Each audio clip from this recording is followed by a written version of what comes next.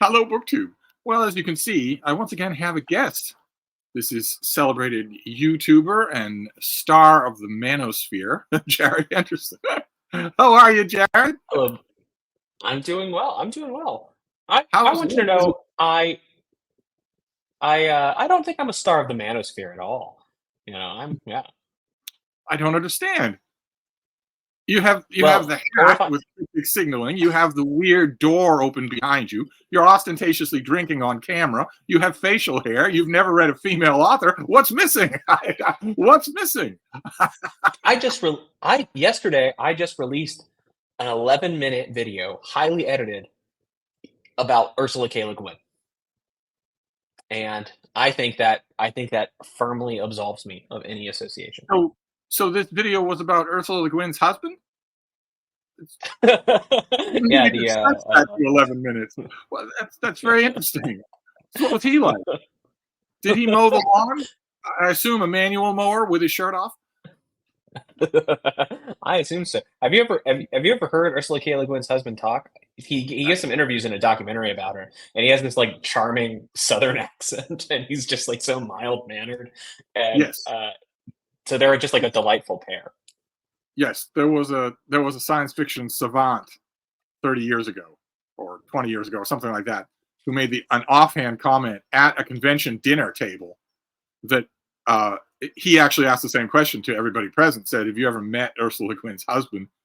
And a whole bunch of people did, and they all started piping up wonderfully just warm anecdotes, and they all were describing him exactly as you just did. And then everybody paused to look at the savant, and he said, "Explains a lot, doesn't it?" And I thought, oh wait, oh my, what's going on here? Suddenly, I'm reading the whole collected works differently, just like Raccoona B. Alice B. Sheldon, James Tiptree. You learn James Oh yeah, Tiptree, yeah, and suddenly the whole of the works look different. Suddenly, yeah. you realize just how many things James Tiptree wrote that are about concealment. Hmm. Yeah. Speaking of concealment, do you have the Spawn on your lap? Is that why you keep looking He's not. away?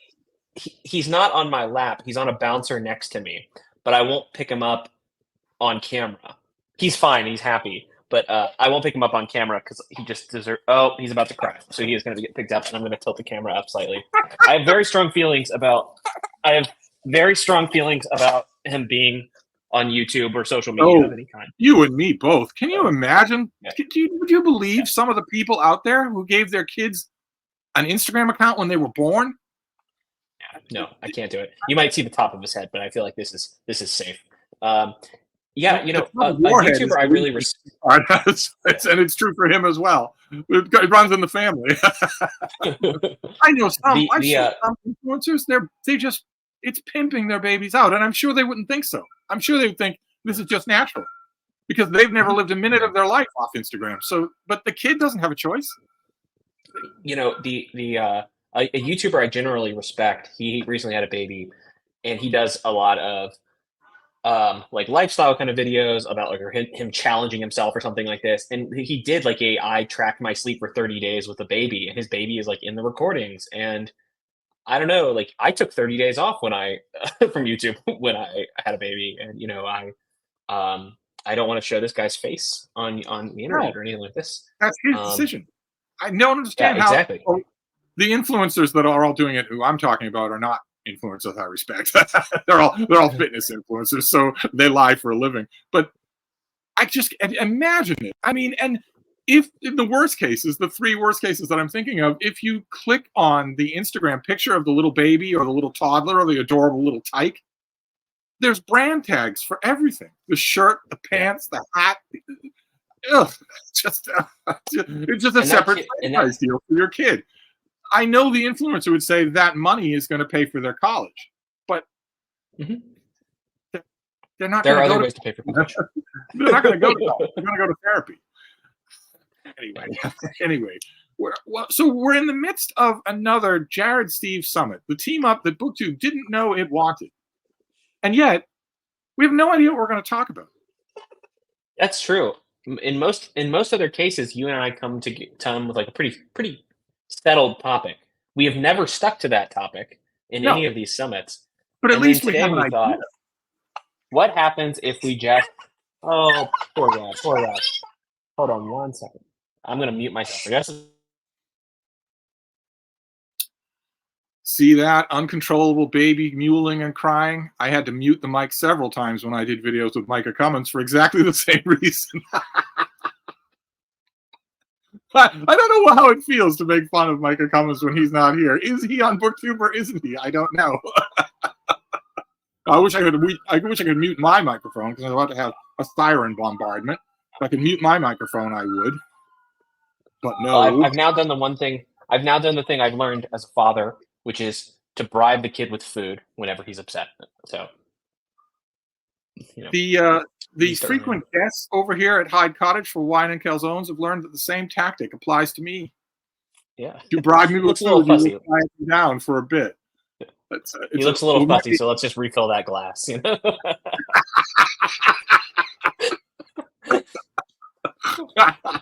I usually don't move. I'm usually just the God Emperor, Leto II. So I just wave the empty cup at my guest, and they pop up and refill it. Once I'm planted, I usually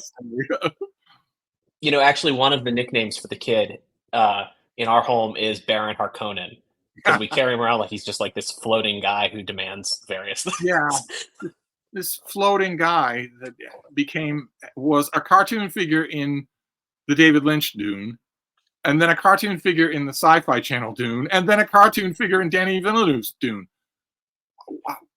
Every single time, I want to take the director aside and say, well, if it was David Lynch, I would take him aside and say, find a new profession. But everybody else, I want to take them aside and say, you are undercutting the audience's apprehension of evil to do this.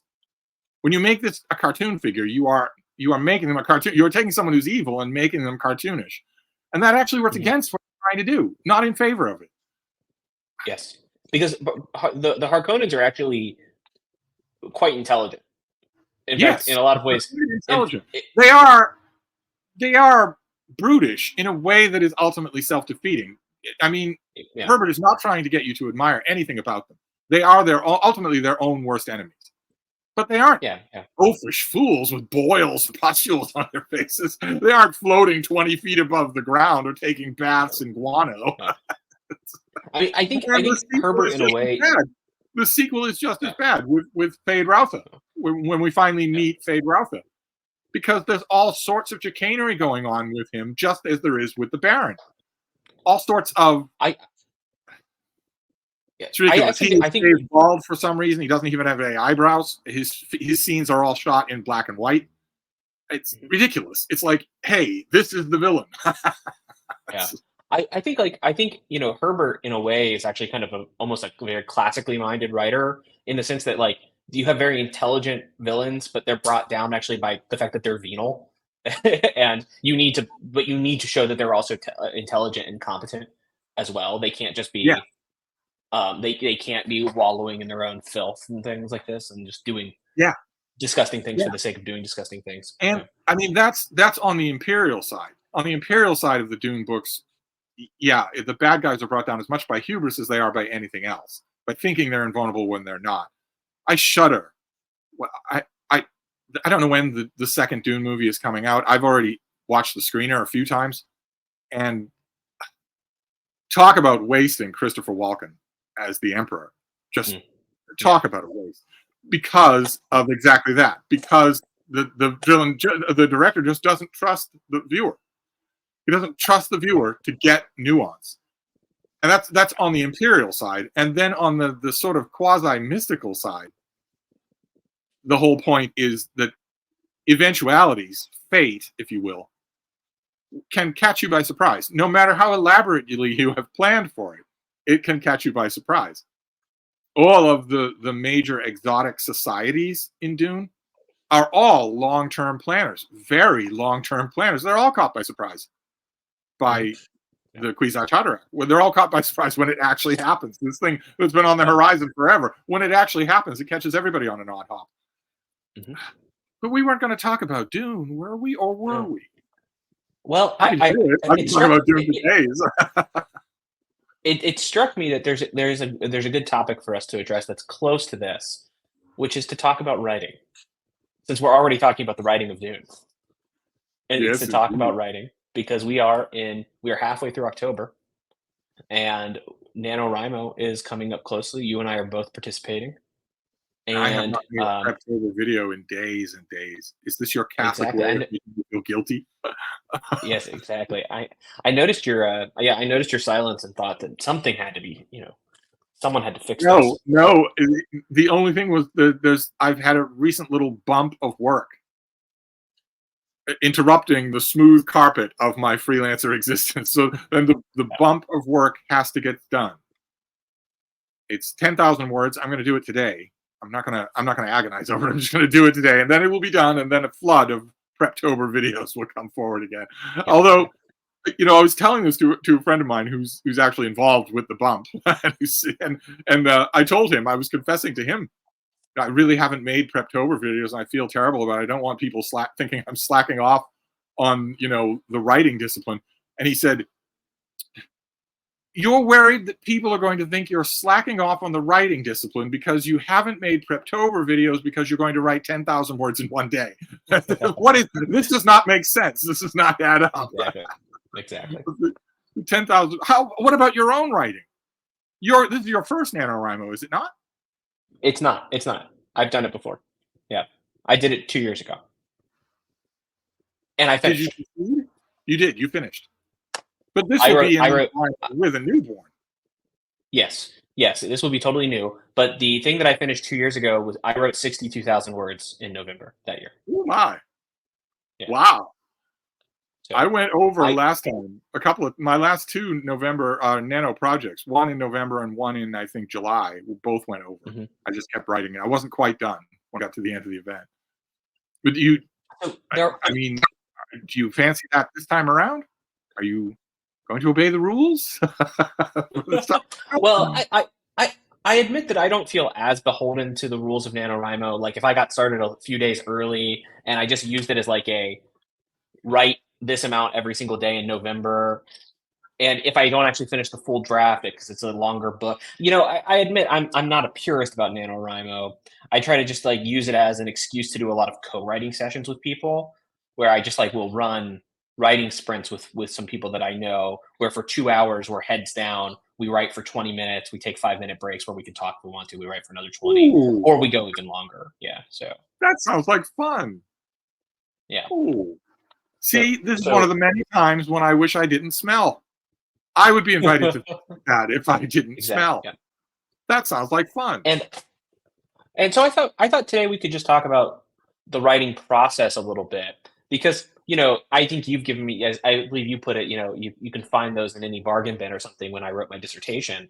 But the truth is, like, I've managed to produce at least some substantive writing before, and and you write a lot. And nowadays, when I've been kind of warming up, working on a few other stories this month, just to make sure I'm ready for November, I'm regularly writing over 2,000 words a day. And I consider that, and that's in about an hour and a half of writing.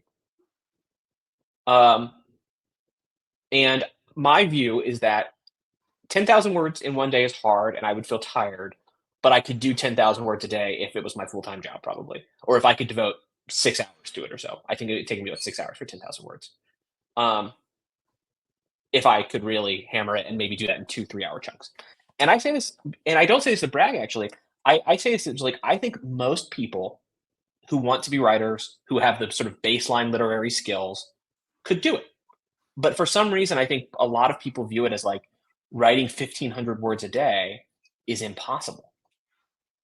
And Yeah, they do. I thought we could talk about it some more and just strip away the mystique of this writing, and talk about what we do that helps us do it, but also how we've grown as just being able to produce a lot of words, right? Because that's the first step, I think, to being a decent writer is can you just produce a lot of words on something, on a screen, on a piece of paper?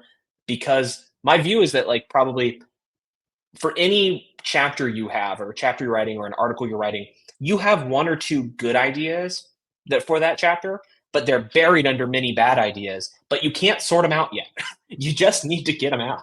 And you don't know if it's going to be the first one, the last one, somewhere in the middle. You just got to get them on the page and not worry about it being terrible. Of course it's terrible.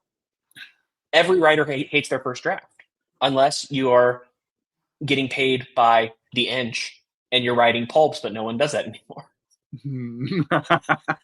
Well, yes. Rule number 1, GM, generate material. There's nothing to talk about. There's nothing to think about. There's nothing to work on. There's nothing to improve. There's nothing to lament until you actually generate material. So that's rule number 1. But I think the 2 big things that demystify the whole process, all of you people who are listening who think you can't do 2,000 words a day, you are wrong. The 2 things that demystify that are practice, because it's a muscle. It gets better. It's in better shape the more you do it, and not editing. You can't stop and edit while you're working, or you won't be able to do it. I've had people say to me when they hear me say that, I've been saying that for, oh my God, 50 years. Don't edit while you write. They're completely separate. They aren't connected skills at all. They aren't connected in any way. They're like dancing and working on your car. They're completely different skills. When people hear me say don't edit, they think, oh, well, so you just don't care what you're writing? You don't care what's going out on the page? And my initial response is always right. Don't care. Just get it all out, work it out from sentence to sentence, from paragraph to paragraph. But really what I mean is that I don't want to muddy the water, because I don't want people thinking they can jump any steps.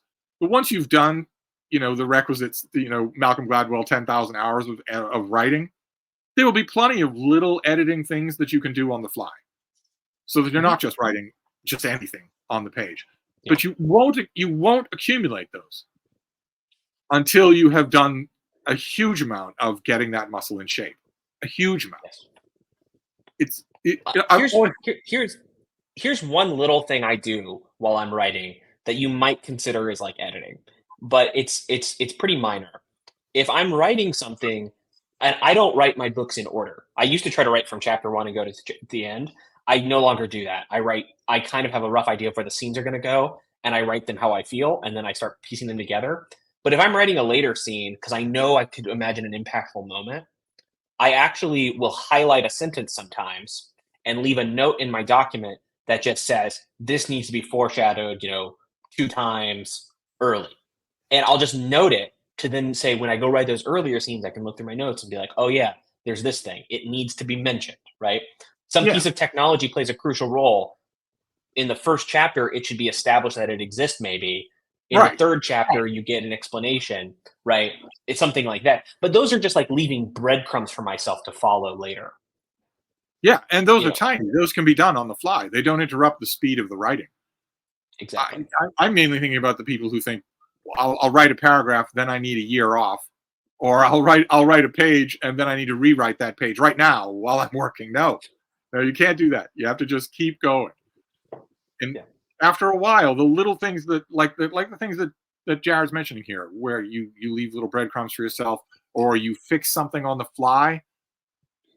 Once you've done thousands of hours of writing, those little things, those little editorial aids, they aren't a full-grown edit, but those little editorial aids will certainly become natural to you. They're sort of just like, they will matter later, and it's just telling yourself, it's like just setting up. It's the writing equivalent of tying a bow on your finger, right? Not doing the task now. That's the important part. You're not going back to chapter 2 and then adding it. You're just tying the bow. Right. And it comes with practice. I think about a story from London's West End eons and eons ago. Peter O'Toole and Richard Burton were starring in a stage version of a play. And during the action of the play, while they were up there on stage in front of a packed house, in between the lines they were delivering in their stage voice, they were talking to each other about where they wanted to drink that night and how much. Where I owe money at this place, I think the barmaid fancies me at this place, etc., etc. That conversation was going on in between the lines that they were saying to the house. And at the climax, there wasn't a dry eye in the house. That performance was moving the hell out of people who were listening to it, who had no idea that Burton and O'Toole were literally not thinking about what they were doing. That doesn't happen if you're doing that same play for the second time for community theater. It only happens when you've done it a million times. Mm-hmm. These little finesses here and there are only going to happen once you put in the time. So put in the time. But while we're on the subject, so how is your own NaNoWriMo project shaping up? Well, it's going quite. I don't want to talk about the specifics of it in the sense of because I'm actually fairly conscientious about stuff until I have at least a polished version. I don't even tell my wife full things when I'm working on this because I'm fairly moody when I write. And, it's not a good thing. It's not something to be proud of. It's just like it's my weakness. But it's going quite well. I have actually for NaNoWriMo, I'm writing something totally new. I had previously told you I might cheat where I would do this stuff because I had been working on this book for a little while that I think is going okay, but I have something totally new for NaNoWriMo that I think I'm just going to do for do for fun there, and I have the glimpses of the I have like the structure of the plot at least a lot of the ways. I need to raise the stakes. I can tell it doesn't feel compelling enough, but I have a few ideas that I want to explore in it, and that's usually where I start. Like, what are two worldviews or ideas that are going to conflict, and how can like the plot like show this a little bit? And I think there's probably a fair accusation you could make of the way I think about this, which is that I'm a philosopher whose favorite science fiction writer is Ursula Le Guin. So the fact is, like, probably my books are less story based and more look how smart I am sometimes. But how do I show this? How do I make it personal? I'm working on that stuff, and it does feel good. It does feel good. I have right now. So I use Scrivener when I'm writing fiction. I think that it's a great tool. It's very easy to get caught up in just like tweaking Scrivener forever, in which case you should not do it. But like I have notes for characters. I have probably 4 or 5 main characters, not the one of them is clearly the protagonist, but 4 or 5 main characters, meaning highly plot relevant characters is sort of how I'm thinking for main characters. I have little bios about them. I have a few locations. I've written out sketches for this, and I at least have a plot and a subplot figured out. I figure with that, and then once I can get a rough chapter by chapter outline done, that is all I need to then go and write the book. Because will another subplot emerge at some point? Absolutely. Will it twist into one of the plots? It has to. Like there are like these things. I don't believe in the distinction between discovery writing and outlining in the sense of most people are doing a little bit of both, right? And that's plotting and pantsing, as they say. So I'm doing some plotting, which will then allow me to pants appropriately. Yeah. I had a science fiction writer friend a long time ago who always used to say when people would tell him, yeah, I'm working on a story, but there doesn't seem like there's enough at stake. It doesn't seem like the dramatic stakes are high enough. And his response was always, I know the problem. You're starting the story a month before you should. And my writers would always say, I should wait a month and think about it. He said, no, the story is starting a month too early. Not you. You're writing just fine, but you're starting the story a month too early. Move everything forward a month. Yeah. With everything happening in the plot line, and suddenly you'll have the dramatic tension that you want. So in my book, there's like the story. This is not the one I've told you about. This is a totally brand new thing. This is totally new for you as well. It does involve kind of like someone from one alien society visiting another, and there's a temptation to write the first chapter as the ship is landing, right? Because that's when the action starts. But I actually went back and reread The Left Hand of Darkness last week, and I forgot this fact that The Left Hand of Darkness, Genly, the main character, he's been on Gethin for like a year at that point. And the second chapter, the political turmoil starts. You didn't get the whole Genly arriving, them probing him for being a weirdo. Every writer will feel they had to put in there. You don't get it. Yeah, and you know what? One of the things that I always praise Le Guin's writing for is that it's very tight, meaning like she really does not have a lot of fat left to trim on those books. And I know you think some of her work is a touch overwritten. I can see the criticism, but what I could say here is that in overwriting, she also eliminated quite a bit, I think, chose not to write many things, and that's why she can write amazing science fiction novels in 275 pages. And everyone now wants to write I was looking at, how long should a science fiction novel be? Look at these word counts. Everyone's like, oh, 100,000 is a good minimum. I'm like, my goodness, like, do you not value your reader's time at all? Samuel Delaney's Babel 17 is like 175 pages, and it's good. It's the readers who are often calling for that. They Um, want a big so, wraparound blanket of a book. But and my yeah, I my kind of hope for this stuff, if I were thinking about what I really want to be as like a professional fiction writer, if it could ever happen for me, is that my favorite science fiction writers usually had like a universe they wrote in, but they didn't write like a chronological story in that universe. They wrote many novels in it. Ian M. Banks does this with the culture novels, I think, very well. Le Guin obviously does this with the Hainish cycle. And that's kind of my ideal, right? And so my thought is like, tell one good story in this universe, leave breadcrumbs to let you know that there's way more going on, and we can just pick it up wherever we want in the future. yeah, yeah. The signature author who does that I love is Cordwainer Smith, but people don't read Cordwainer Smith anymore, unfortunately. No one does. His I've never read Portrait. instrumentality. So yeah, What was that? I've never read him, and I should. Yeah. You might want to give it a try. There's a paperback, the best of Cordwainer Smith, that's easy to find. That Okay. I could send Yeah. you a copy of it, and that is all of the major short stories, and they're exactly what you just described. They're all set in different periods and emphases of one shared universe. They're quite good. they're quite good. I think I have a copy within sight. Yes, I do. I So, do. so when you're working on something, when you're doing Preptober, how do Yeah. you begin prepping? Right. So that's one question. Is like, what starts it for you? Is it a character? Is it the story itself? Is it the world? What is it? It's the story itself. So you'd think that I'd have one by now, but I don't. I don't at all. I am now on idea number 6 for this NaNoWriMo, which is only 2 weeks away. I'm on idea number 6 for it. The Killer in the Koi Pond, I believe. But is it an epic fantasy because I want it to be, because I have a strong desire, or is it just because I've got a couple of things I want to do that I think I can do in an epic fantasy? I don't know. I have no idea. I have a feeling this year will be another one of those years where I don't have any idea I do have a clear idea of what I'm going to do until the last day of October, and then I change it all and start fresh right before NaNoWriMo, just right that night.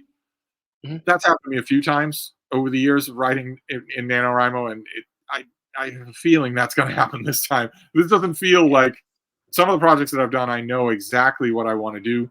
I've noticed that one of the surest ways for me to know that a project that I've picked is going to be one I stick with is if the ending comes to me clear as day, just clear as glass. If that's true, then it usually stays true. Not the beginning, but the ending. And none of the projects that I've done so far, I've wandered all over the map for genres. Mm-hmm. Science fiction, murder mystery. Right now, it's fantasy. None of them have an ending. I don't know how any of them are going to end. So it's disaster. I had never thought about that, but on the thing that I've decided to do for NaNoWriMo, I actually know what the ending scene would be. And I usually that never works out like that for me. Endings are usually very hard for me, and but this time I know exactly what I want. I Yeah, even know the little reveal I want at the end. So yeah, it's. I think it's a godsend. I've done it both ways, but when I'm writing without knowing the ending, it always feels like the ending could be anything. And how would I know? That sort of thing, which is ridiculous. But when I know how it's going to end, that feels, even if I don't end up honoring it, even if I never actually get to the scene that I had in mind, still feels like I know where I'm going. Like in a way that I don't feel right now. If I were to make a NaNoWriMo or Preptober video today, it would be a stark admission of defeat. Mm-hmm. I don't want to do that because I don't want people to think, well, the point that I've made about this for NaNoWriMo for Preptober videos is that I'm okay doing this kind of indecision because I work very fast and I have a huge amount of time to work. A normal person ought to be preparing something explicit.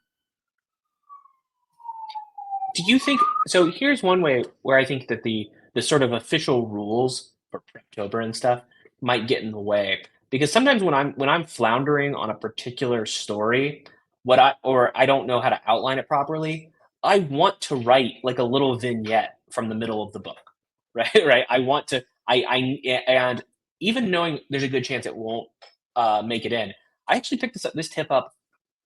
Oh man, I honestly can't remember. It might have been a Brandon Sanderson tip or something like this. And it's like a writing tip that I actually thought was really good, which is like if you don't know what to do with your story, have your main character write a monologue that might happen in the middle. Never put the monologue in the book because it would be very boring, very boring. But just have them write the monologue. Meaning, what you're doing is you're getting familiar with the voice of the character, and you're sort of picking up tension and things like that. Yeah. And with November, with NaNoWriMo very rigidly interpreted, you shouldn't do that if it's going to be in your draft at all, right? Because it should be no words at all going in. And so, I don't know, is it worth it to write those kinds of things, maybe fudge Well, the rules a little bit? but you can still do that during NaNoWriMo. That would still Yes. be 1,600. That could be your 1,667 words for that day. Mhm. You could still, I mean, as long as you're going to put the pieces together at the end, you could still do it. I've done that myself. Not so much a monologue, but when you're writing a story, you always know something that's going to happen down the line. And Mhm. sometimes if I'm feeling just bored moving the furniture around where I am, I will write that something, even though I don't know the Yeah. details. So I'll get to where it takes place and just put a little row of capital X's. Or Mhm. I'll get to a speaking part, and I know that someone is going to be there, and they're going to be an integral part of that scene. But maybe I don't know who they are yet, or maybe they're not in the book yet. So I'll just another little line of capital X's Yeah. just to get something of that scene done. But who knows if I'll stick with fantasy? It could be historical fiction next. Mhm. Should I write historical fiction for NaNoWriMo? No idea. Should I? No idea. Yeah. I mean, that's a good question though to try to answer, which is just like, how do you pick the project? Because I think for some people, the problem is like, how do I think of anything to write? They're the type of people who would ask the writer. They would say, how do you come up with your ideas? And Yeah, everyone that I've talked to who is in the habit of writing is like, that's the exact opposite problem. Actually, it is. I It have is. probably right now. I think I have 7 projects I could write in NaNoWriMo. And what I Yes. sometimes will let myself do is write like 1,500 words of one so I can file it away and I can look at it years later or something. But you cannot write 7 projects simultaneously. You No. shouldn't probably even write 2 simultaneously. You should write 1 at a time. And but the question is sort of, how do you pick the one that you want? So there's 2 questions there. Is how do you come up with your ideas? I have an answer for that, but I probably it's less interesting than yours. And the second one is, how do you pick between the ideas? Well, all right. Before I bloviate on that, I want to stress something that you were talking about here. That some people think, how do I even come up with one idea? I want to stress that if you are listening and you are one of those people thinking, oh, well, I don't know how I'm going to come up with one. I have no idea what I would write for NaNoWriMo. I want to suggest to you that you are operating under long-term lifetime conditioning. That is not actually real as far as you're concerned. You have been conditioned to think there are creative people and non-creative people. And maybe you've been conditioned to think, or been told outright, God forbid, I'd love to slug the teacher or the parent that did so, that you aren't one of the creative people. That is not true. There is no such thing as creative and non-creative people. The minute you get into the It's a groove learned of skill. It's learned. yes, the minute you get into the groove of how much fun this is, you also will have 7 or 8 projects to pick from. But in terms of, I mean, where you get the ideas, I don't know that I could answer that any more than you could. Yeah. Who knows what the little grain of sand is that becomes the pearl. You're watching Mhm. a TV commercial, a rerun of an old show, and you think, hey, it just starts from there. Oh, hey, or in my case, you stumble across a theme of some kind, an idea of some kind, like revenge, or pointless revenge, or a change of heart, a cruel person who has a change of heart, and what that would feel like if it weren't written by Dickens, if it weren't written with just a maximum amount of syrup. What would it actually look like? So the polar opposites being Dickens on one end and the end of The Color Purple on the other. So you want to do something real instead of something hyperbolic on either end of the spectrum. Little things like that. Where to get the idea is not a trouble at all. It's what to do, how to work on it. That's a problem, because I'll no Well, sooner get yeah. I think one than I'll want to start on something else. I think that there are story seeds basically everywhere. Oh, they're Going everywhere. out in the world, you are encountering little seeds for stories. If you are interested in, I don't actually think that when I talk about the philosophy stuff in my writing, I actually don't think it's so much like I find this idea compelling. It's more like what would it be if people took that idea seriously and tried to live it out, right? Like that's the interesting thing about it. And what would happen if another group tried to live out something radically different? Like how do they resolve that, or what's that conflict look like? Which one wins out? You can have those kind of big idea kind of things, but also just occasionally someone says something. I find actually one thing that happens to me is like when I'm reading, I sometimes get disappointed by a choice that an author makes and says, "What if in that scenario they'd gone in a different direction?" And then you think, and that's not fan fiction, right? People think it might sound like, "Oh, you just want to write that story but make a change." No, it's the beginning of of something, right? And then you build it out, and then you iterate, you iterate, and you iterate, you evolve, and that helps a lot. So So being what about annoyed easily is actually a very powerful motivator. maybe that's the key, is it? That wouldn't be the key to every writer I've known, though. I've known some writers that were as complacent as wombat. Uh, I guess it shows in their fiction, though. But I'm curious now. You did a deep dive on Ursula Le Guin for your epic video. With her, or really with any other author that you're really familiar with, do you ever experiment with echoing their writing style, or even do it unconsciously? Catch yourself doing it Yeah, yeah, yeah. I actually sometimes will do it explicitly, like as like an exercise.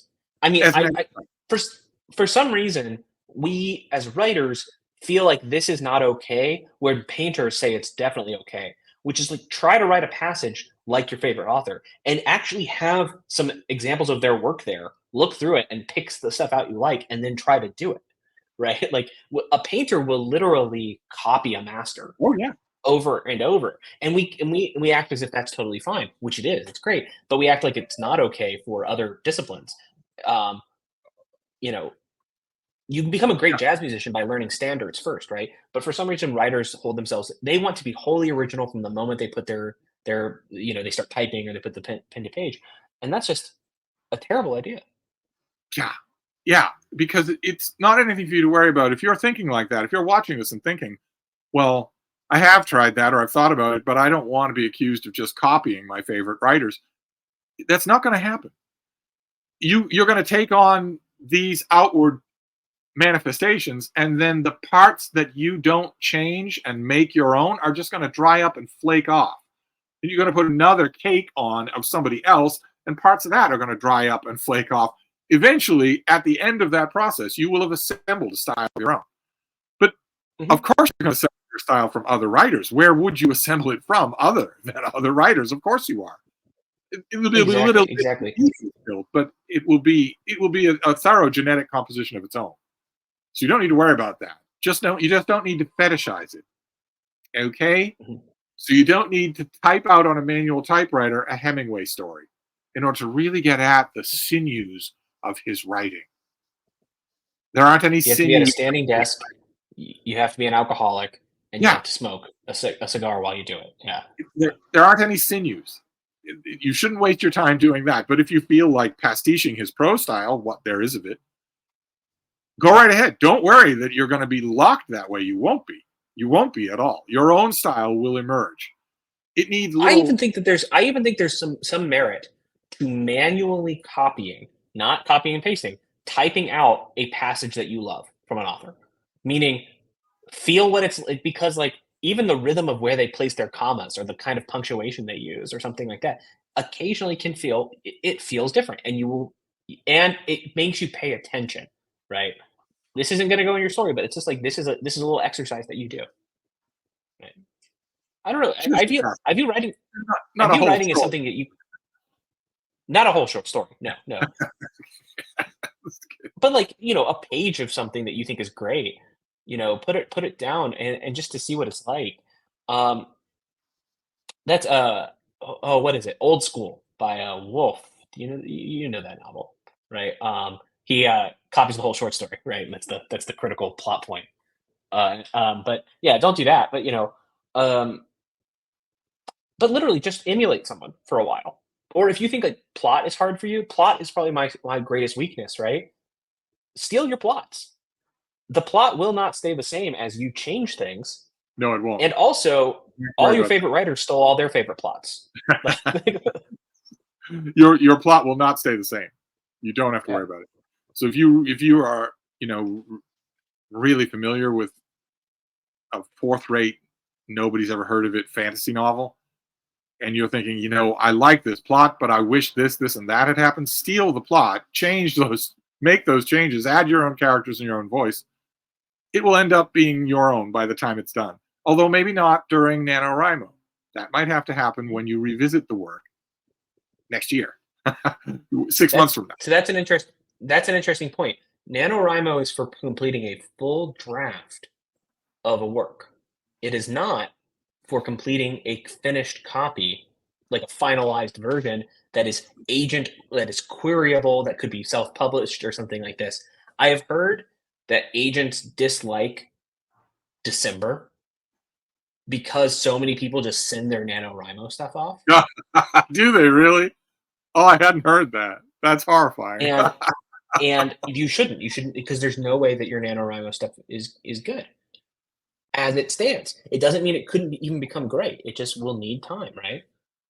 I mean, I would love to. I think actually a part of me would have loved to be a writer in the age where what you would do is you would rent a hotel room and write, stay up all night and write a pulp novel and submit it, and then 2 weeks later you do the same thing. You do the same thing, and that was just how you made out a living. I think in some ways like that would have been a lot of fun, but like that's not the publishing market we live in now. So even if you want to become a professional writer, even if you want to self-publish, there is no rush to get it done next week, right? You just need to work on it. Yeah. You probably need to work on it Yeah, even more. It's those just writers had a job offer in hand. They had a money offer in hand. They didn't do that for the fun of it. So you don't have to do it at all. You don't have to think about it. I envy you though that you have a project that's actually animating you. Now I need to get on the stick here because I don't have one. Sorry, my own no. little baby's acting up here. Yeah.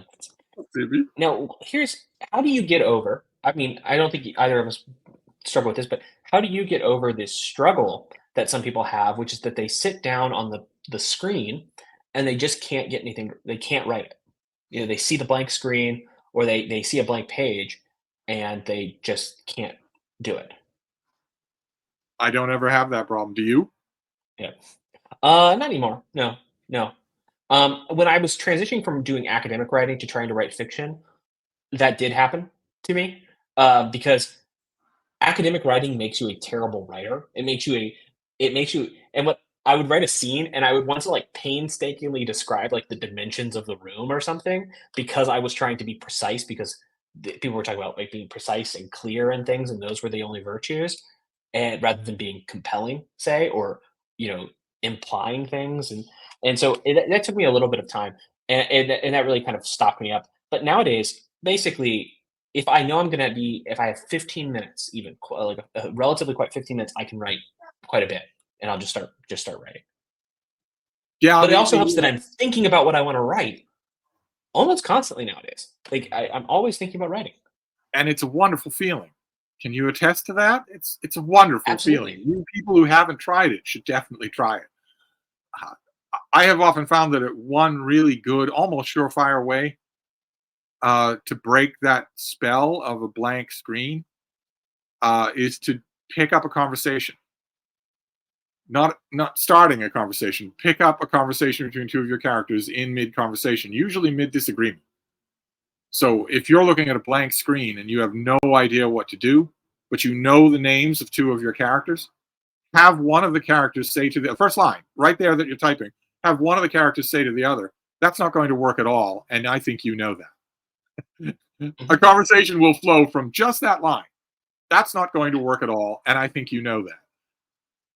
There's no way that you can leave that there on the page. And there's no way that you're going to stop imagining a conversation once you've had that line. So go right ahead and do that. It won't be anything finished. It won't be what it won't be what the scene looks like when you're done. But But that's the thing. You just need to write. Like you just need to write. You need to recognize that I would. I would go as far as say probably when you write your first full draft of something, 90% of it will not make it to the final in its current form, 90% of it will not make it to the final stage. You might have 10% that the sentences actually remain relatively untouched. You clean up a comma or something, but like maybe 10% at most. And I honestly think that's quite liberal. Like that's quite generous estimate. It might be that it's like a real ship of Theseus. By the end of it, there's no remaining part, like a remaining original part. Oh, the ship of Theseus. I love doing 2-hour long videos about the ship of Theseus and what it means for modern manhood. Aren't we all really the ship of Theseus? We really are actually, Steve. If ever there was an opportune moment for the infant to spit up, now would be the time. I'm feeling impelled to do that myself. Yeah. But you get what I Oh, mean. None of that stuff that's in your original draft is probably going to make it to print if anything ever makes it to print. It's um but that's fine because you had to go through that phase. You had to go, n- and that phase is not permanent. Again, I don't want to put the cart before the horse or encourage people beyond the first steps right here. But the better you get at this, the better shape these muscles are in, the better you are at the on-the-fly little editing tweaks here and there, the greater percentage of what you write the first time through will make it into the finished thing. Because you will have trained yourself to eliminate a lot of the mistakes that you will make on the page. You won't make them anymore. You'll make them while you're walking around the block. So they won't happen on yeah. the page, but only after a huge amount of practice. And the practice is lots of fun. So we're all in Preptober together. Now, what do you think about how do you then help someone as someone who has, let's say, a keen eye on the publishing world? How do you help someone then decide when they've written something, and how do you look at it and say this could be good? Like we recognize that probably what you wrote isn't great yet, but some things have potential to be great, to even be publishable. How do Yes. you midwife that? To I go by greatness, or how do you? I go by 28 years of being a critic Mhm. and 28 years of being a very, very active reader. So that if I come across in something that somebody's doing something that as a reviewer, I hear it and I think, oh yes, that is it's not there's nothing new under the sun, but that is a new arrangement of the furniture in such a way that if you did that, it would sell. You would sell it to an agent, the agent would sell it to a publisher, and the publisher would be able to quote unquote sell it to reviewers. It would be reviewed instead of ignored. Might even sell to the public. Every once in a great while, I will come across someone will be talking about their a project that they're contemplating, and it'll be that my eyes will just go wide. That is not the be all end. That's not the goal, but that's commercial ability is the least element of what I'm talking about here. But some projects do have that. Absolutely, they do. I don't know how I'd quantify it. It's rare, but some projects have that. Last year, or earlier this year, no, earlier this year, when I was talking about the first of the NaNoWriMo spin-off, the first Camp NaNoWriMo, one of my viewers was talking about a project. I think it was this year. It might have been last year. He was talking about a project. And the minute he described even the barest outline of it, I had that exact reaction of, that it's almost Is this envy. Where I want, is this a novel about John Wilkes Booth by any chance? yes, the John Wilkes Booth novel. That is something. That is genuinely something. I don't think he's going to pursue it. I don't think. Actually, oddly enough, ironically enough, I think when both of us bring up that plot or premise or whatever, I think my eyes get wider than his does, probably because I have a lot more experience. And I saw that and thought, almost envy. I would never do it myself, but almost envy, because that is a killer premise, just a killer What idea. what if you feel like you're writing something though that wouldn't sell today, right? So like, I feel like a lot of science fiction writers have a sense that like the what people want from science fiction and fantasy nowadays, like on the bookshelves, I'm not as excited about most of the stuff that I see on the shelf Right. nowadays. And yet I love the genres, right? Yeah. And so if I wrote anything, I always am thinking, let's say I wanted to try to go traditional publishing, right? If I want to add, would I be even on sort of the radar or possibilities for your sort of top two or three fantasy or science fiction publishers? And I just think the answer to that is probably No, no. not a chance. Yeah. Not a Yeah. chance. Oh, I mean, parenthetically, there's precious little to be excited about in contemporary science fiction, mainstream science fiction. There's precious Yeah. little to be excited about. But in the broader sense, in the broader sense of the question, absolutely never write for anyone but yourself. Yeah. Absolutely never do that. Never write for where you think the market is going or where the market is. Never, never do that. Even if you make it big, even if you make millions of dollars doing that, it's at the cost of your Fulfills soul. your Yeah. It But I guess never. the thought is how if you don't have that sense of commerciability of commercial success as an indication of potential, what are other things you can look for? And I honestly think that for me, the answer probably is just, does it excite you when you think about it? Not like you're gonna feel bad about the details and you're gonna eventually feel bogged down by it. But when you think about the core of it, does it excite you? And if that does, that's an indication that at least one person who ideally is a good reader already, it helps to be a good writer. You need to be a pretty good reader. You need to have at least read some books, right? And it tells you that at least one reader thinks that there's something new or interesting or compelling, right? Yeah, that About what you're working particular that particular little surge of electricity. I talked to when in the circles of Nanorimo, I talk to way too many people every year who have a project and they're dutifully outlining it and they're dutifully getting ready for it, and it doesn't make them feel that way. And every once in a while, I know the person well enough to ask them, "Well, okay, all right, this all sounds very proficient, but you don't get at all excited about this." And every once in a while, they will admit it, and I will say, "Well, okay, what would you need to do in order to be excited about this? What is missing here that you're intentionally leaving it out when if you don't feel that jolt of electricity, no reader is going to feel it. None. So what would you need to do to this to feel that? What is the change you don't want to make here?" Yeah, yeah. I think in the end, what you can say is like, if you it's related to writing for the market, right? If you're writing for the market, or if you're writing for what you think readers want, or if you're writing for what you think you're allowed to say, or whatever it is, whenever you're restricting yourself, what you're doing is potentially blocking out, especially in those early drafts, blocking you're not allowing yourself to just follow rule one of generate material, because you're always like you're already censoring yourself in a way. Yeah. Or and what you should do is just not do that, especially in your first draft, and just let yourself write a lot, and let yourself write about something that you think is kind of important or interesting enough, right? Like I think it's or you don't even have to think about importance. I know you kind of roll your eyes anytime someone talks about a book being important, but at least interesting enough so that when someone read it, they wanted to turn the page and say, what happens next? And if you can create a story like it, I mean, one of the great top five feelings in the world is being in that back third of a book, even if it started slow or something, and not being able to put it down because you want to see what happens to the characters, what happens to the world, how these ideas get developed. You're just swept away by the mastery of the right? If you can come up with something like that, then like that's great. Even if it doesn't seem like it's the thing that people wanted, if you sort of, you know, Yeah, it's I, that old cliche that you should make your own audience. You should make an yes, audience who wants to read what you want to write. That will only come I from that think electricity. when I notice, especially on fantasy and science fiction, if I go on Twitter, I don't go on very often. I kind of have an account with like 40 followers or something just to park my name since I'm a YouTuber.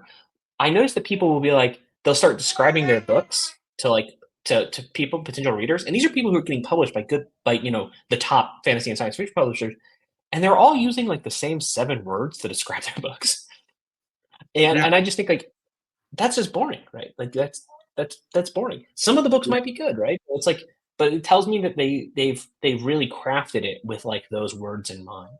They've crafted it with the pre-existing audience in mind.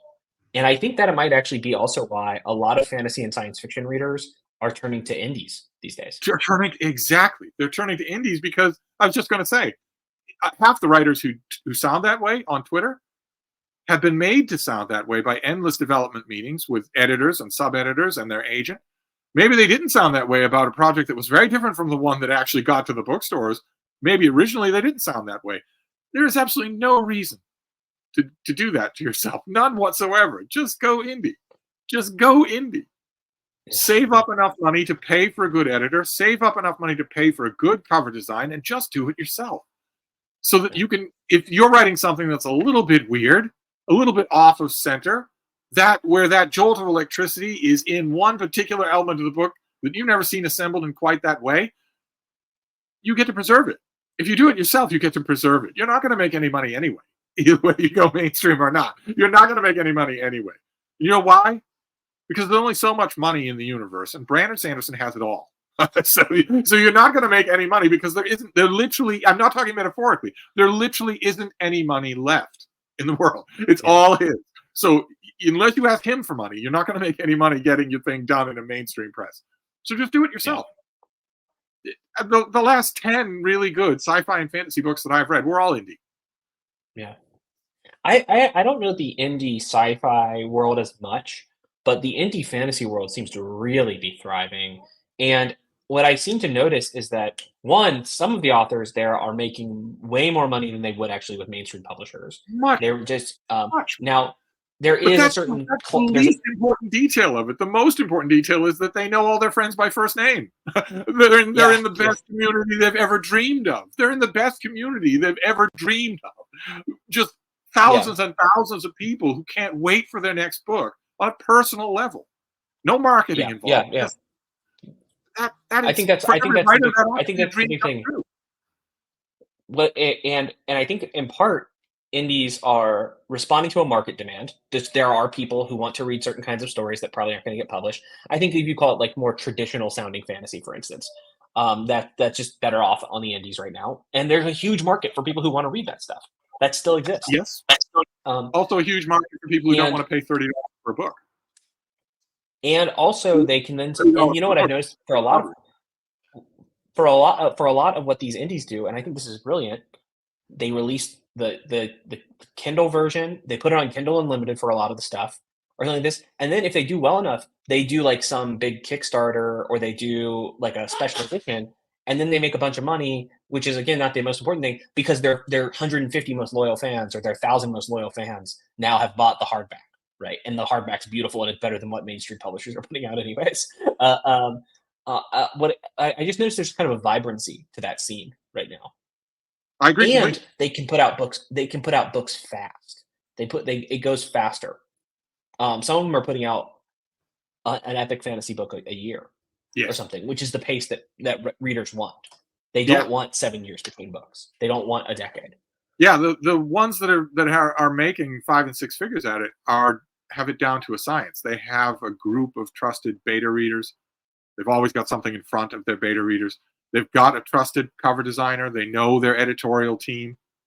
The money is still changing hands. It's all still, there's no publisher that's paying for any of this. They're still paying for it all, but it's not a mystery anymore. They're not hacking their way in the wilderness. They've got it down to a rhythm, so that literally all they have to think about for a large part of the time is writing, which is terrific. Mm-hmm. Yeah. And also there's a ton of feedback from those fans who feel personally invested in a way that they tend not to in big mainstream publishing books. There's such a distance between them. No, I agree. Vibrancy is the perfect word. Yeah. So all of you who are I think thinking about it, don't think about the mainstream presses. Just publish yourself. Yeah, when I think about where I want to land with a book, part of me really wants to do like the traditional route, just because I think the idea of like there are certain publishers that I've loved for so long because of certain titles they've published, and to see my name with a little logo under it would mean the world to me. And I know that's partly vanity, but like some of us want things because it would make us feel good. Right? But that little logo is now costing so much. I mean, once upon a time, that little logo was the nice spin-off of a practice that you had to do anyway. Now, you are sacrificing so much for that little logo. It just plain isn't worth it anymore. It just isn't Yeah. worth it anymore. You're sacrificing what? Conservatively speaking, 80% of what your book actually generates in terms of sales. You're sacrificing at least 80% of that to morons. To morons. Your agent is a moron, a flighty moron who gives your book 30 minutes of time out of a day playing Nintendo. Your editor at your mainstream publishing house is a moron. Doesn't read anything. You get the, if you don't believe me, then pay for the Amtrak train to get them to a lunch in Manhattan and ask them just a couple of questions about, hey, you're my rep for this new fantasy novel of mine. So what do you think of Lord Dunsany? They won't have any idea who you're talking about. Is that a friend of Prince Harry's? They won't have any idea who you're talking about. And not just that, they won't have any idea about Tolkien. Oh, I love the Hobbit movies. They won't have any idea about anybody. They won't know. They don't know what they're talking. They don't know what they're doing. They're morons. And they're getting a huge amount of money off of you. Don't do it. Just don't do it. All for that little logo? All for the serendipity of walking into a retail bookstore and seeing that little logo? It's not worth it. I think you're gonna have to talk me out of this later. I feel because I get convinced and then I take a shower and I think, oh, but that logo. It won't be hard to talk you out of it, actually. You think it will be, but it won't be hard to talk you out of it because you have a very successful YouTube channel, and a large element of the success of that channel for you is exactly the kind of communication, connection with your followers that I'm talking about. You won't get that mainstream. You will get that indie. Yeah. You love that. I firmly believe that you have what, 6 squintillion subscribers. I firmly believe that you would consider it a chore and a dry duty if you didn't have that feedback, if you didn't have that community. I don't think you're going to want to step out of that world into published books and suddenly give that up. Yeah. No. And besides, it doesn't make any sense. That little logo is all we're talking about. If you did a Kickstarter, you would make 10 times as much as any mainstream house would ever offer you. You're willing to give up 10 times the profit of that little logo? It's like I say, that little logo is now carrying an unsupportable burden. Yeah. I just love the way Tor looks, I published Robert Jordan. That's what fantasy and science fiction of a certain age, that's what they want. They want the Tor logo and a Michael Whelan cover. But he's been dead for 50 years. Tor is going to take you to the cleaners and leave you with only the clothes you're standing up in. It's all fraudulent. It's like the reveal in a science fiction novel. It's all fraudulent. You're not going to have the Michael Whelan cover. You're not going to have anything like that. It's not going to happen. Instead, you're going to have one of these crappy sci-fi covers that are out today, and the book will be unrecognizable to you. Yeah. You get some mainstream authors, 2 mainstream historical fiction authors that I know. You get a barrel of wine inside them, and at 1 a.m. over wine and calzones, they will start going on about how little of their book that's in the bookstores is actually theirs. Well, I remember that somebody wanted me to rewrite chapter 10 like 10 times, and I don't even remember what it looks like. I no idea what's in the book.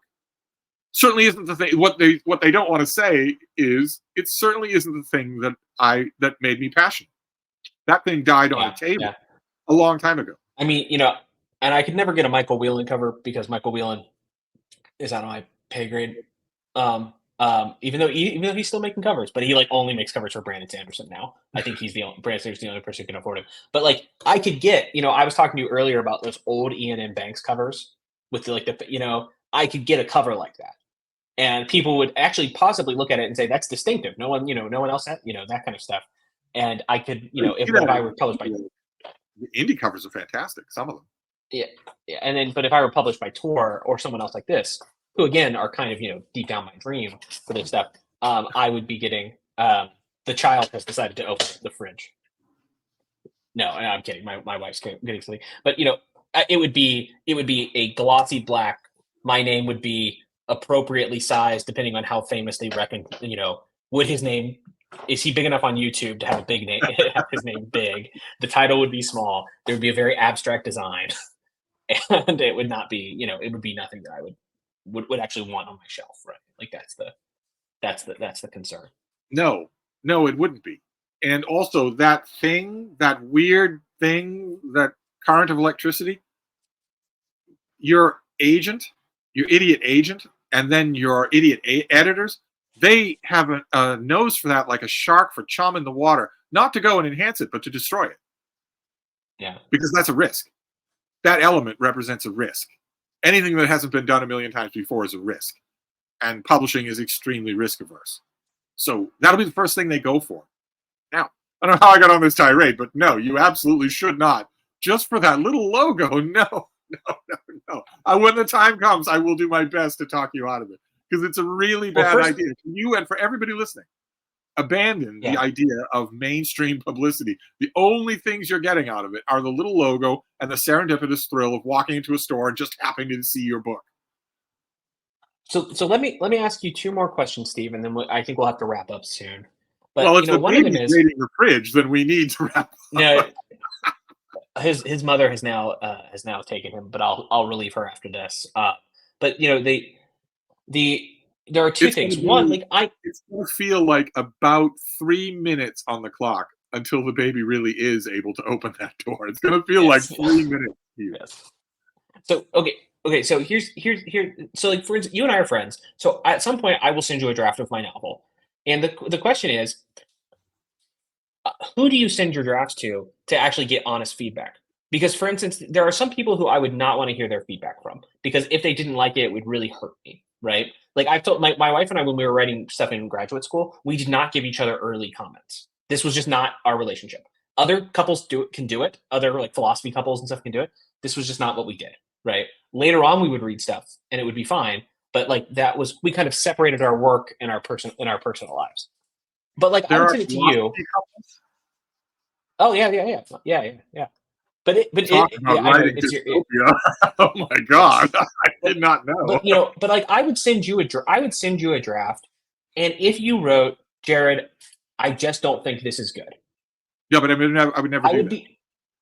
I would be hurt, but I would understand. I would be hurt because my pride would be wounded, but I would understand. You know what I mean? I would trust you as well. I would trust you to be giving like well, that's very nice of you, but I would never do that. That's crappy feedback. I mean, if H.G. Wells sent me the draft of the finished copy of War of the Worlds that we read and that is taught in schools, I could easily and honestly write back and say, Herbert, I'm sorry, but this isn't good. It's still War of the Worlds. There's still plenty to talk about. This isn't good is bad criticism. So I would never do that. But you do need someone to sometimes say maybe this idea isn't the one that you explored. Like maybe this isn't the one that this isn't the manuscript you revise and things. Maybe you need to start again with something else, right? Occasionally you need to do that. I can't imagine doing that with someone who overthinks things the way you do. I can't imagine that you wouldn't do that 20 times before I saw anything. Every once in a blue moon, I've had to do that with somebody's maybe say, I don't think this is the book you want to write. That's pretty drastic. That's an A-bomb. Yeah. I mean, my last NaNoWriMo was a dark fantasy retelling of Seven Samurai. And that's never going anywhere. But it felt good to get it done, right? It was the first time I wrote a novel. Right. Wow. Oh my, your first novel was for NaNoWriMo? Wow. Whoops. Well, I have always been writing stories and stuff, but it was the first time I said there will be a beginning, middle, and end, right? And it will be really there. But anyway, what I'm saying is there have been lots of stories that I've started and I thought, you know what, this is doing something wrong. I'll try, this kind of stuff. I do feel like as a writer recently, I've kind of matured enough where the ideas I'm pursuing do actually have potential. And then I'll send it to you, and you can tell me all the good parts, and then you'll find all the philosophical allusions and put a red pin through them. I have precious little experience with what you're talking about. The bulk of what I write, I don't send to anyone. I mean, if I write an 800-word review of some new book, why would I send that to? I know this is going to sound just awful, but I know exactly how to do that. There aren't going to be any mistakes in that. There aren't going to be any, oh, you went down the wrong avenue here, or I don't think this is strong enough. The only thing that anyone who read it in draft form would call a mistake would be the jokes. They're staying. So I wouldn't listen to that anyway. As far as fiction goes, none of my fiction for NaNoWriMo has ever seen the light of day. No one. I write it for my own entertainment. So the closest thing I come would be a large writing project I did this summer that I shared in regular batches with its author. And I don't think that counts either. Yeah.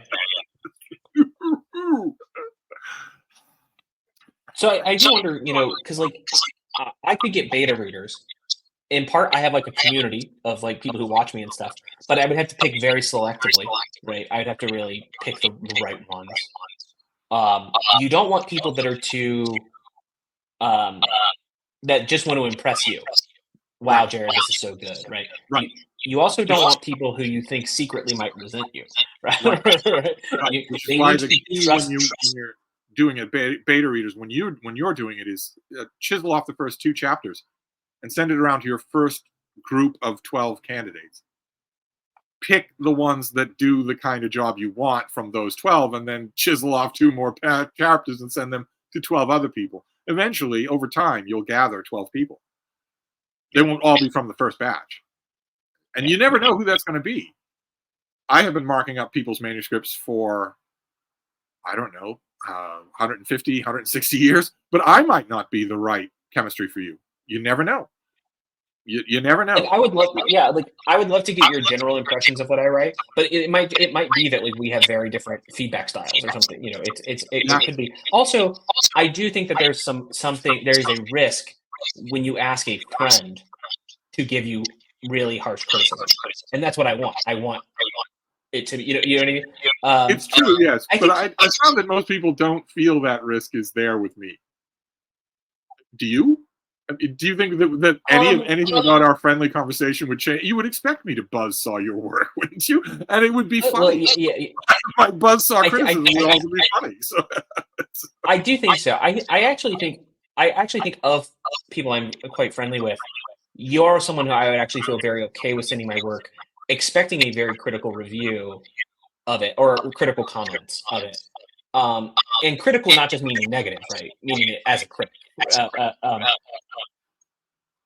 And there are a few other people. There's like 1 or 2 other booktubey people that I talk to about writing sometimes that I would send it to that I actually really trust. But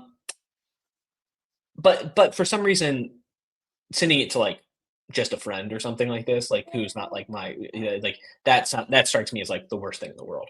it is the Even worst like thing. a good friend of mine who's like an English PhD, like I would never. Well, you don't send stories to English PhDs because they don't read stories anymore. But People who are just sort of vaguely story curious won't read it. They won't do it, and it'll end a friendship or a really strained one. You just have to pick and choose carefully. You have to pick people who are really into it, who are really into not your story or you, but critical reading, critical responding. Yeah, that much more of that. That's actually a good point here. This brings me to my last thing I wanted to bring up with you, which is that what I was doing to prep for NaNoWriMo actually is I'm rereading some of my favorite books, but I'm paying attention to the craft of it more. How they're done, and, yeah. And it's the same thing I've been doing with YouTube videos, right? Going through YouTube videos that I think are good and seeing what are techniques that I can take, right? We talked about this in our last conversation, but I've been doing it with authors, and it's completely changed my experience of reading them, including reading some authors that I love and I've read many times, reading Le Guin again, reading The Left Hand of Darkness, but understanding the pacing, the way she uses kind of mixed formats or points of view, like these different things that she does. I reread 1984 just because it's great, and I realized how many times Orwell takes a big leap in the story or action and just doesn't write about it. He doesn't say a month has passed, right? Or something like this. Even from paragraph to paragraph, there could be some huge amount of action that he just leaves unsaid. And that's something I was like, oh, you can do that. And I, of course, for any writer, this, but like all that crap that you hate writing because it feels like it's filler, you don't have to write it. and you don't want to. And so it feels like filler to you. It's going to read like filler. So, your beta readers need to be those kind of readers who actually read someone like that and know and can point out technique, at least somewhat. Not like super academically, but also I would say this, the last thing I really want to talk to you is how do you go and read differently when you're thinking about writing something? Because that's the thing I'm kind of going through now, which is to go back and read and pay attention to not just how I respond to it as a reader, but to read a little slower actually and just think about the technique. I don't. I don't have any talent. I think that's the problem that you're missing here. It's the nebulous X factor that we're dancing around here is that I don't have any talent, so I don't do that. If a writer has some gimmick for getting the characters from point A to point B, some gimmick that I've never thought of before, oh, that's a pretty good gimmick. If I adapt that to my own stuff, that might work. Try it. If it does work, fine. Then I've got another gimmick. But otherwise, no, I'm not. I've done this for a very, very long time, so I think maybe some of those things have just sort of become second nature for me. But oh my, listening to you talk about these things, you've just got to read Cordwainer Smith. You've just got to read Scanners Live in Vain and Alpha Ralpha Boulevard. Just those two alone ought to do it. Although you strike me, there's a story called The Ballad of Lost Samel. You strike me as the kind who will really, really like that story. It's totally different than a lot of the others. I'll send you a copy of Lester Del Rey's The Best Cordwainer Smith. It's a terrific volume. Please do. That would be great. I forgot. I wanted to talk to you about the practice of pen names at one point, because for a long time you've got a baby, a logs of red life. We can't just bounce from topic to topic. It's gonna. I know. I was gonna ask you about pen names because I hate my name, but I have a profile now. People know my name, and so I always assumed I would publish under a different name, but I feel like I actually have to publish under my name now. No, you've got it has to be Jared Henderson. It does. Yeah. You've got a community. You have to keep it. Horrendous. I should have come up with a pen name when I started a YouTube channel. Then it would all be about that. It would take about 13 seconds for someone to find the truth, and then it would all be about that. It would all be about why you did that. Never give the internet a problem. Give the internet a problem, they're going to try and solve it. My foremost advice in all of this for everything and any kind of social media: never give social media a problem. Just be yourself. And then they don't have any problem to solve. Then they can just listen to you. Yeah. So, okay. Well, then if the book's ever published, I can hear the little baby fussing. I know he's. Yep. I'm gonna go now, but this will be published under Jared Henderson and all of these. Of course. All right. Well, Steve, do you want to do your little ceremonial wrap up? Do I have a ceremonial wrap up? I don't know that I do. This has been enormous fun. I'll leave a link to Jared's channel down below. I don't imagine that any of you don't know his channel, but I'll leave a link just in case. And we'll talk next week. We have a million other things to talk about. We'll talk next week. We haven't even got around to angry incels. Good Lord. It always keep pushing off. They never get their moment in the spotlight. Isn't that what they're angry about in the first place? Good point. We just need to take them seriously once, and then we'll solve the problem. I know. They're being constantly put off by 2 gigachads. That's their worst nightmare.